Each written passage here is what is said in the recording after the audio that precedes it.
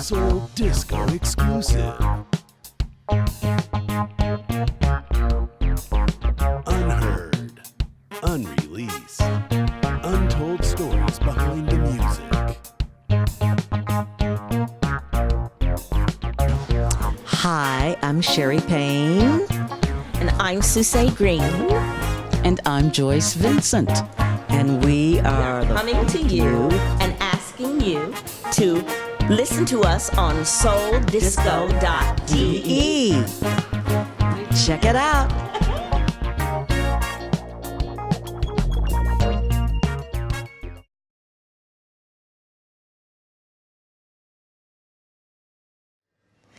Well, at first, I didn't think we could do it. And they said, well, we would say former ladies of the Supremes. He came up with that title.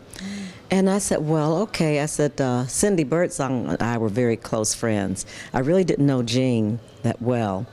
So I said, well, I'll contact Jean and see what she says. And Jean was amenable to it. And of course, Cindy said, of course. So we got together. And by the way, Ronnie Phillips was the father of my daughter, Shoshana Payne Phillips. So that made it easier. But and Shoshana was born in '85, so our daughter was about a year old when he had this idea with Superstar International Records. And but anyway, Jean and Cindy and I got together, and Cindy stayed about 4 months or so. And I think we went to Colorado and did, and we were supposed to do some kind of concert there with some other groups like the Originals and I can't remember the other groups who were on the show with us. But anyway, that's another story. Kelly Patterson was another person. But anyway, Cindy stayed about 4 or 5 months, and then she decided she wanted to lead the group to go do evangelical work. And so then Jean called up Linda. I didn't know Linda that well. I had just been in her presence a couple of times. So Jean called up Linda, and Linda came, Linda Lawrence, and the three of us were the former ladies of the Supremes, FLOS. But it's so funny because so many people will call us the Flows or Floss. Yeah. It was former ladies of the Supremes. And then at the end of '93, Jean decided that she wanted to leave to go do pioneering work. And that's when Sundray Tucker, Linda Lawrence's sister, came in. And then she only stayed a short while, and then we got Freddie Poole, who was with us for a long time, maybe 13 years. And then Freddie left in 2009, and she's been with the 3 Degrees ever since then. But we got Miss Joyce Vincent, my dear friend. Yes, 2009. So it's been almost 10 years that Joyce has been with us. And then when Linda decided to retire, 2 years ago, then we called the last Supreme Miss Susie Green. Yeah. And we would have probably asked Susie much sooner than that, but Susie was living in England. She's lived in England how long? Long time, 10 plus years. Yes. And she was doing her own thing too. So, but it's the way it was supposed to be, because now, all these years later, because when Susie and I were with Motown and we formed Partners, did the Partners album, well, when Mary Wilson decided to go solo, we said, well, we would continue the group, we would get a third person, and I told Susie about my dear friend Joyce Vincent, who was formerly with Tony Orlando and Dawn, and we had lunch, and Susie loved Joyce, and then suddenly Motown came down, the edict came down from high above that since there was no original member left in the group, they would just sort of retire the group. But we were going to be together, Joyce, Susie, and I, back in 1978. And it didn't happen, but look at all these years later. 4 years. Woo! Unreal. It's unreal. Mm-hmm. Yeah. All these years later, and here we are.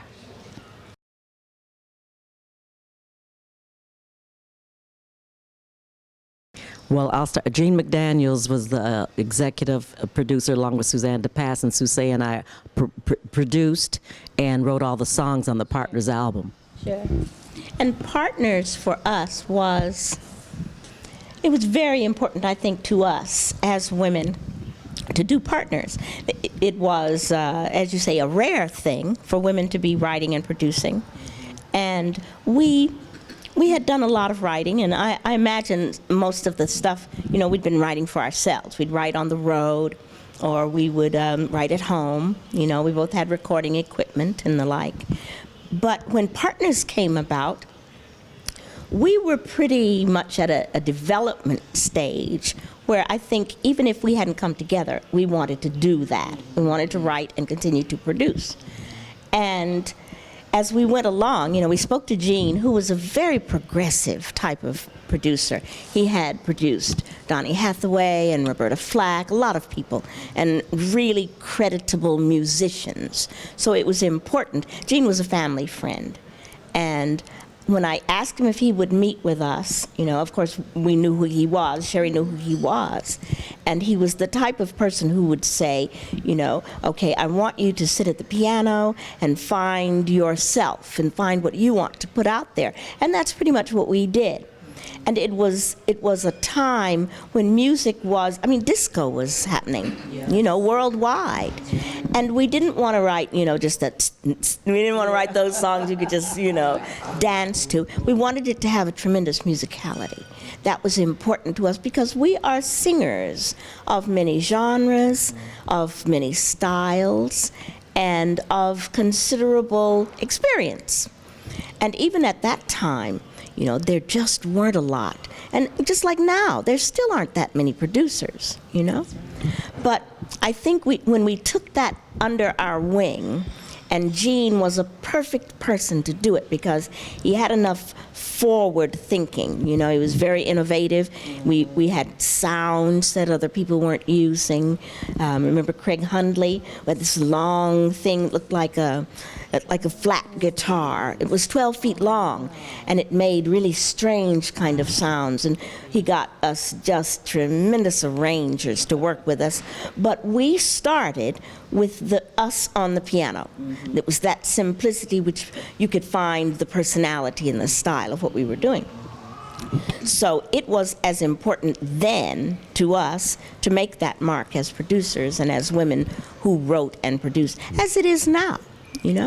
But we were talking recently, I've forgotten the name of the group again, but Chuck D, who was the head of this particular group, got in touch with us when, just out of the blue, he emailed me. And he had been a DJ in New York at that time, so he was very cognizant of what was going on in the whole industry.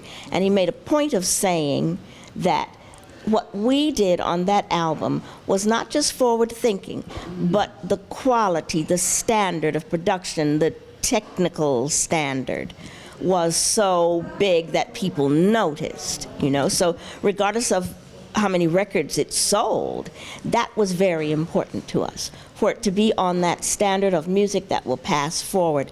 And oddly enough, well, I don't know if it's odd or not, but Partners has been reissued very recently, and just within the beginning of this month from Japan. So, it lets us know that it's still relevant, that type of music. There are songs that people can sing, there are songs that people can dance to, and it's important, I think, as women.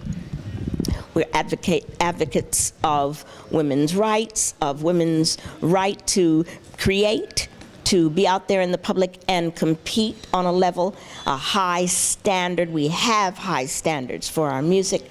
We, as a group, dig in. We are very happy singing together. And the kinds of songs, we sing all kinds of songs. So it was quite a moment in women's history. For me, there's not really a huge women's movement per se, like there was during the late 60s or when the whole feminist thing came about. But I believe, even if you're not, brandishing a sign or a poster that says I'm a feminist, feminism to me is all things that concern women, So it's important, even now, for us to continue as women in the industry and show people that you can reach people around the world.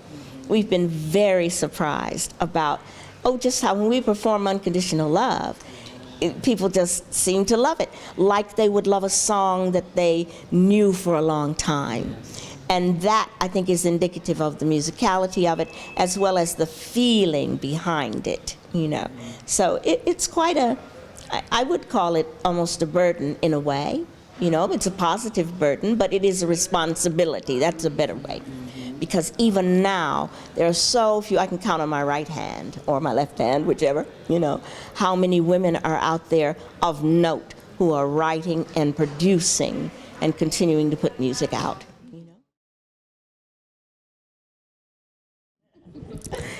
Where shall I begin? Lamont Dozier, who wrote the song, Stop in the Name of Love, he's the one who told me this story himself.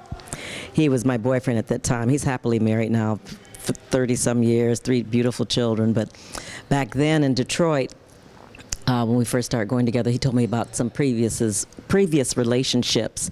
And this one particular one, this lady, who was his girlfriend at the time, supposedly, was an employee at Motown, but I shall not name her. And she shall remain nameless, yes. But apparently, she knew he was doing a lot of things on the side, which back then he was known for.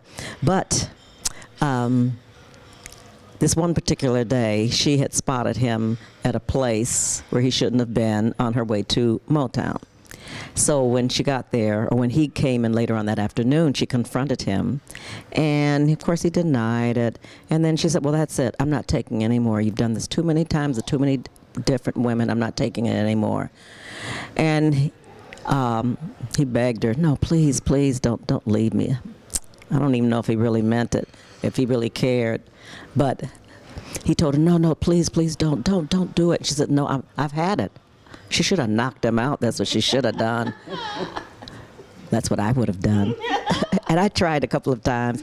No, but... Yeah, right. I was very close with his family, his mother and his sisters to this day. And, but he begged her, please don't go. And she said, no, that's it. So on her way out the door, that's when he said, stop. Stop in the name of love. And he thought, hey, that's a great song title. And that's how it happened. That's a true story from Lamont's own lips. So she went away and he wrote the song. He wrote the song, yeah. And cleaned up. And cleaned up, yes, he did. But they're friends. She's still alive, of course. She's still here. And they're friends now, of course, like I am a friend of his and his wife and so on. So.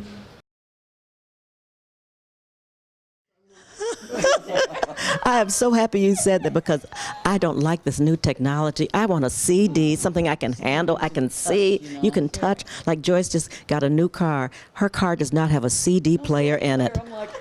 Yeah, but it talks. How do you play music? How do you play music other than your radio? And they said, well, you have to put MP3, whatever, or those little black sticks and stuff. Yeah. Oh, my God. About the people that need the single. The thing about unconditional love is it's a concept that people can really, I think, relate to. You know, there's if anyone that has a pet, that has a dog, who's so glad over the top, over the moon when you come through the door, that's the epitome of unconditional love.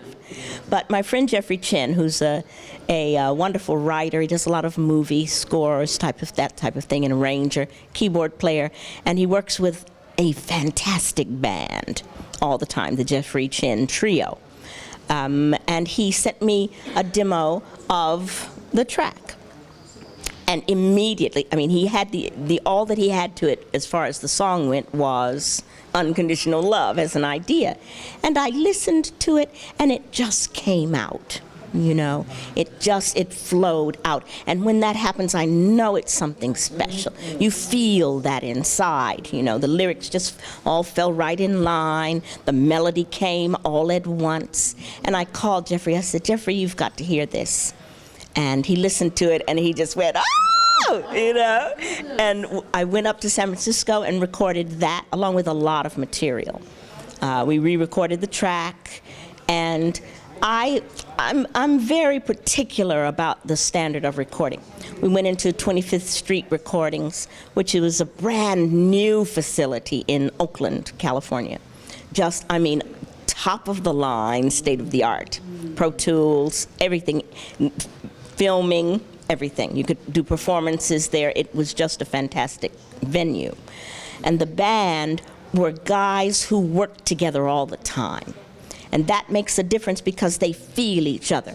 They move, they know how to, you know, this one's going, we're going together. I did a practice vocal, and then I came back to LA. And I kind of, Michael Jackson took the master and ran with it. But that's the way that I work. You know, I work even though we worked together, Jeffrey and I, to work out what the arrangements were going to be and stuff. But when it came down to it, I thought, you know, at this point, Sherry and Joyce and I are working together and singing together, and we have such a ball and such a tremendous chemistry when we sing together. There's a sweetness that happens when we sing together. And I thought immediately, Unconditional Love. I felt we needed a song that not only would touch people, but would put us forward because of the expectations that people have of women, of the Supremes, of all sorts of things, of entertainers. And I believe in moving forward. You know, the technology's there, and whereas I understand where you're coming from, because I'm an audiophile. You know, I love good, warm, the whole, you know, an album sounds warm. But come on, I mean, people like Frank Ocean, and there are just so many young artists who put their music out. Chance the Rapper, you know, he sold 100 million records from downloads. Nobody does that, you know? And it's just about timing. Because of the way that people react to the song, I'm pretty sure that we'll do hard copies of it, you know, because we've had enough people ask. Sure, we've had enough people say it, you know. All of the Supremes fans that have heard it, you know, they will, when are you gonna, you know, because I'm not into downloading, I'm not into streaming. And you know, I have no objections to doing that, because it would be nice to have the pictures and the book and all of that, you know. And at the moment, we are perusing the other material that we're going to do, you know, a full album. Absolutely, of our original material, and push it on out there. You know, we just have a great time. We're at a time in our lives when we're comfortable with our personalities, with who we are as women, as American women, as black women, as whatever, as women who inspire others to do other things. And the feedback has just been phenomenal, you know? So it was about timing. And the unconditional love with us, personally, is respect. You know, we respect each other's talents. We respect each other as people. We have such a great time out on this road or at home, just singing and laughing, shooting the breeze. We'll hang out, we'll do things, and then Shoshana, her daughter, will come in and say, "You guys have been here 2 hours and I haven't heard a note." As we're in there laughing. That's right. So that's kind of the state of affairs, you know? It's a hit record. Thank you. Thank you for saying that. Say it again. It's a hit record. Oh, from your mouth to God's ears. And thanks to Dan D, you know, who's the promoter and the creator of this tremendous festival. You know, he suggested that we do free and that we do I Can't Help It. He had the charts made for us, and we were just overjoyed to do that. And then to be able to do Unconditional Love to people that, you know, a large audience that we don't know. And exactly. To watch the reaction from the audience that had never heard this song before. Right. It was very touching. Could you see down front the people? They were just And I saw people, you know, just waving, and it was just wonderful. You touched me yesterday because there was this the roof song, I called it. up the ladder to the roof. To be honest with you, I never liked the lead vocal. I never like, and I heard your lead vocal on it, and I was sitting there and like, this was the way the song was supposed to be. Thank you. But Joyce also has a cooking show that's going to be televised, she and Pam, called Celebrity Musical Kitchen. We're working on it, yeah. We did the first pilot, and the ladies were on the first pilot. I'm so excited. When is it coming out? I don't know. They're shopping it, and I think they have some interested parties already. Do 9 more episodes. Yeah. Different celebrities coming in and bringing their recipes, cooking. I mean, Pam and Joyce are excellent cooks themselves. Joyce loves baking. Yes. Unconditional love for baking. Yes, yes, yes. Bonus title of it. Yeah, you're right. You're right. If I could just say about Joyce, Joyce is just the most unassuming. She can be very holding back, but she is just such a fantastic lady. She has so much caring in her spirit, and she thinks about people. It's destiny.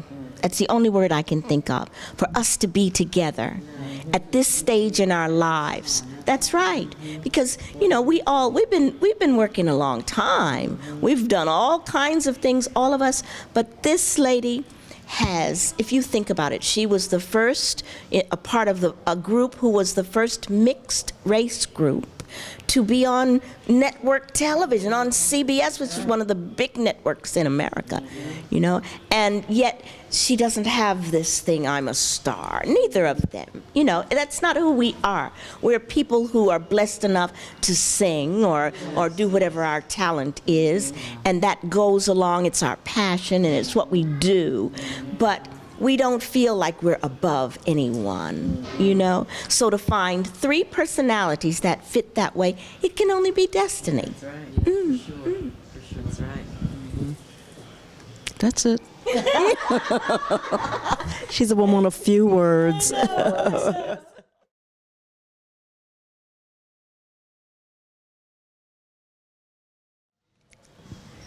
Follow your dreams. Yes, follow your dreams. Don't give up. Never give up. Never give up. It's not too late. Never too No matter what age you are, never give up. Anything is possible. That's right. That's right. And the fact, I think, that we live in these times, all you have to do is watch the news, and there's so much going on that we don't understand, that we're really not ready for, that we don't agree with. But I think the urgency, the urgency of that as individuals is that this is a time, if you have a passion or if you have a dream, it's time to go for it. Do right now what you've always wanted to do. It doesn't matter. A lot of people think it's about money. It's not about money. It's about dreaming bigger dreams and accomplishing what makes you happy. Personal success and peace of mind are, I always say it's that peace of mind is where you build a dream from the stones that somebody threw at you. It's time. It's time to do whatever you really, really want to do. And that's what I encourage people to do. What are the future plans? We're going everywhere. We're going to do everything. Well, I write screenplays. I have 20 screenplays and 5 stage plays. I want to have all of my screenplays produced and filmed. It's films. I keep telling God, you gave the ideas to me, so you gave them to me for a reason, not to just sit on a shelf. So I'm pursuing that prodigiously. My stage plays, which I've put on in L.A. Quincy Jones came to one performance last year. Of course, Susse and Joyce both came, Eric and Will. But, and I want to keep on writing. I want to get back to songwriting. I haven't done that in a while. I need to start playing the piano again like I used to. But I love screenplay writing. I love it. I love it. Good at it. She's excellent. Oh, I've read them all. I'm a reader. I love to read. And I told Sherry, bring them to me and I'll read them.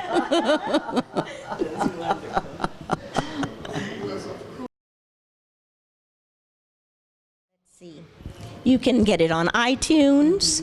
It's on Amazon. It's on every major retail outlet online. All right, so people can find it. Yes, it's everywhere. Yeah, it's on all the major ones. And our website, Sherry Susay, formersupremes.com. You know, you can find all the information there. My love, baby, just come and get it. I'll be there for you. Put your trust in my unconditional love.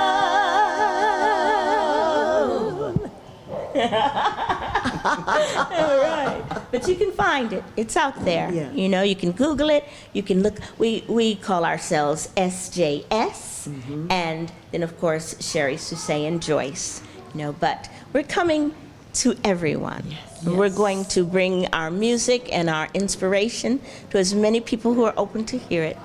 And we'll see all of you soon. And ask for us. Yes. It helps. Yes, it does. Unconditional love to everybody. Yes, for sure. And more to follow.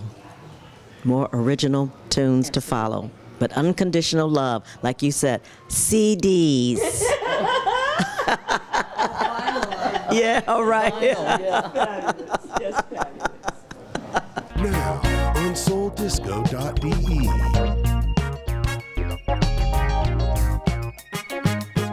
We made it at last.